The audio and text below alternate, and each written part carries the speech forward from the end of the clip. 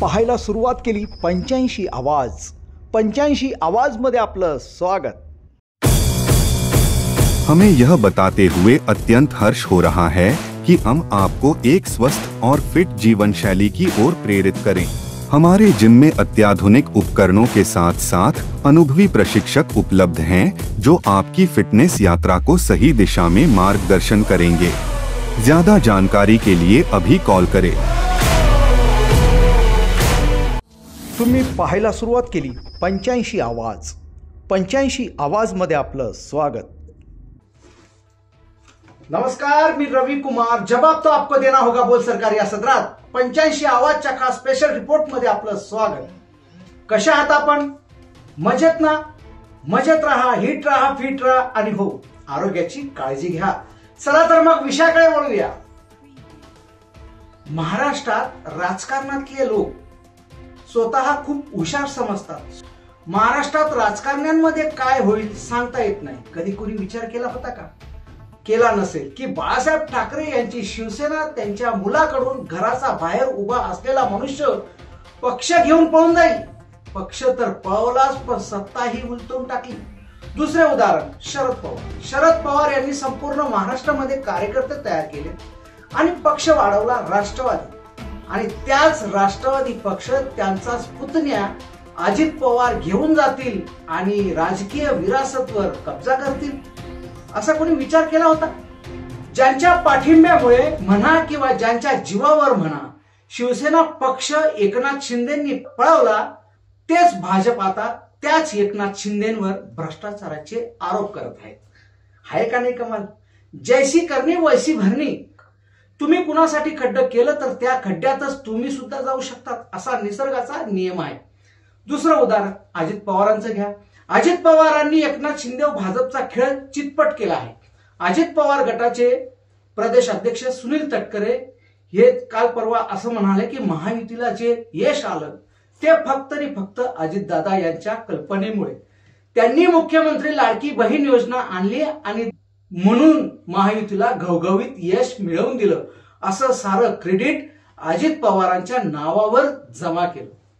म्हणून महायुती भक्कम असून आमच्यात काही वाद नाही अशी ग्वाही जरी देत असले तिन्ही पक्षाचे नेते, परंतु भाजप, शिवसेना आणि अजित पवार यांच्या पायात पायपोस नाही, हे तेवढंच खरं आहे।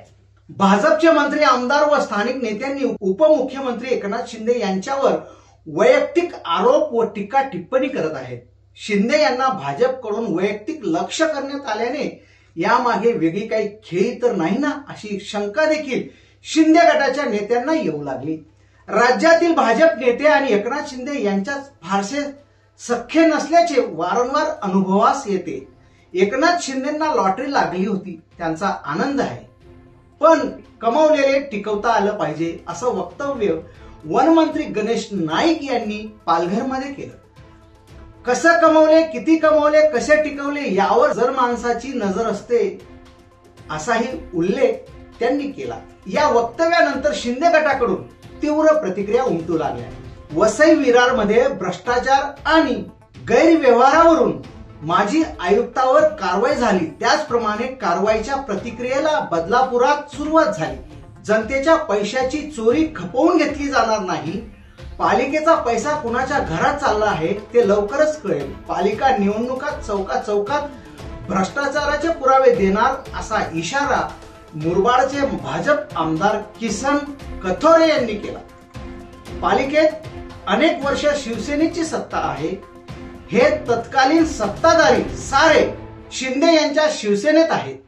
कथोरे यांनी अप्रत्यक्षप्रमाणे एकनाथ शिंदे यांनाच लक्ष केलं।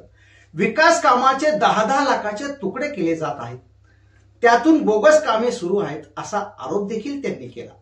नागरिकांच्या मेहनतीच्या कर रूपातला पैसा कुणाच्या घरात जातो आहे, पालिका निवडणुकीच्या वेळी चौकात चौकात उघड केला जाईल, असा इशाराही भाजप नेत्यांनी, भाजप आमदारांनी केला। गडचिरोली येथे 2021-23 दरम्यान जिल्हा नियोजन विकास निधीतून 100 कोटीचे औषधे आणि साहित्य खरेदी करण्यात आले। या प्रक्रियेत घोटाळा झाल्याचा आरोप भाजपच्या आमदारांनी जिल्हा नियोजन समितीला केला। त्यावर सहपालकमंत्री आशिष जयस्वाल यांनी चौकशीचे आदेश दिले।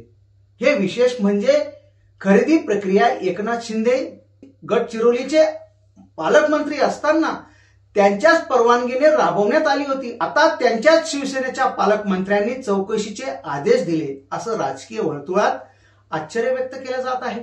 मराठवाड्यातही भाजप आणि शिवसेनेत स्वातंत्र्य दिनी आरोप प्रत्यारोप झालेत.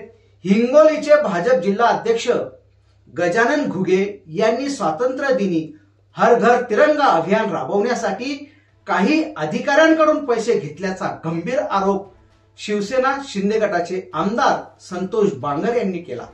हा सरळ सरळ भाजपच्या जिल्हाध्यक्षांवर सत्ताधारी पक्षाच्या आमदारांनी केलेला गंभीर आरोप आहे.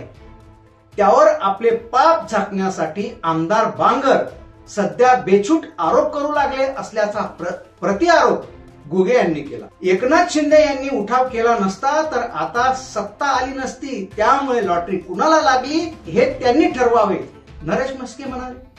ठाणे, बदलापूर, अंबरनाथ मध्ये विकास कामाच्या नावाने मोठ्या प्रमाणावर भ्रष्टाचार सुरू आहे असेही भाजपचे आमदार म्हणत आहेत. हा सरळ सरळ सगळं खापर शिंदेच्या नावावर फोडण्यात येत आहे. म्हणून मी मगाशी म्हटलं होतं, जैसी करणी वैसी भरणी. कुणासाठी खड्डे केलं तर त्या खड्ड्यात तुम्हीही पडू शकतात. तुर्तास इथंच थांबूया. तुम्हाला जर का व्हिडिओ आवडला असेल तर व्हिडिओला लाईक करा आणि हो, आपण जर आपल्या चॅनलवर नवीन असाल तर कृपया चॅनलला सबस्क्राईब करा. चला तर मग रवी कुमारला द्या परवानगी. नमस्कार.